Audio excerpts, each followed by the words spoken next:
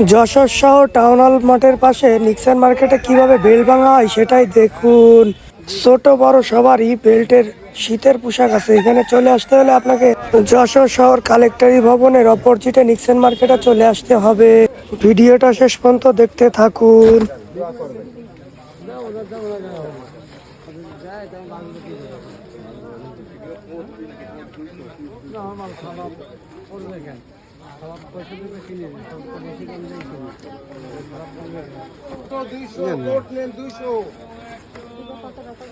একদম কোনো দামাদামি নেই,